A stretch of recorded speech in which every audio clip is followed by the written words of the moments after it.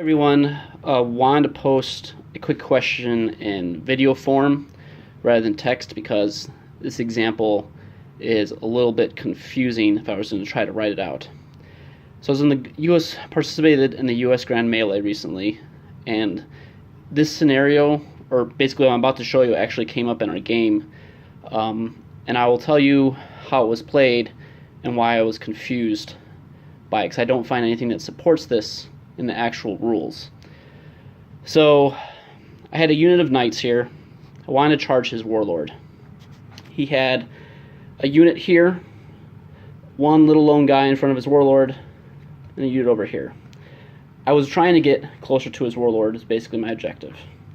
So I said I'm going to activate my unit to charge your warlord. He said I couldn't because the direct route, shortest path possible to the warlord, goes within very short of this miniature, because going to here would be the shortest path possible, goes within very short, can't do it because I have to go the direct route possible.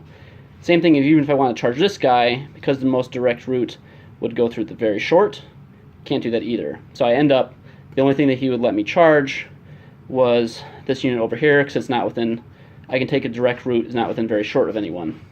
However, when reading the rules, like a week afterwards, I don't find anything in here saying that you have to go the most direct route possible. There's none of that wording in here. It says you have to try to prioritize the shortest path, but that as long as you can make it legally within that model, then you can make that charge. So just to read straight out of the rules here. If the figure can contact an eligible enemy model, it must do so by the shortest path possible. This path must avoid impassable features or any terrain that would slow the unit down, such that making contact with the enemy becomes impossible. So basically, unless you're prioritizing the shortest path by any ways, normal means possible. It goes on to say, note that a figure may cross terrain that would reduce its unit's movement if the reduced movement still allows the model to make contact, or if the model was able to avoid the terrain, it would not be able to make contact. In other words, the model trying to get into base-to-base contact with the enemy will do its best to achieve that by whatever route needed, prioritizing the shortest one.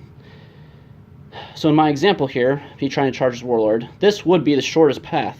However, because I can't do that because this figure is in the way within very short, I could go skirting around. I have the movement to do this, skirting around this guy's very short, staying out of very short here to get into the warlord, then piling everyone else in, essentially.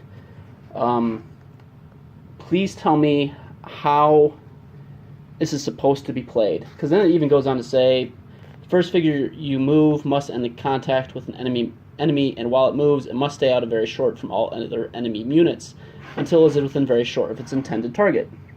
So there's no rule that I can find in the crest and the cross rules that says you have to go the direct route, and then if you somehow come within, if that direct route lies within very short of an enemy model, that you can't make that charge.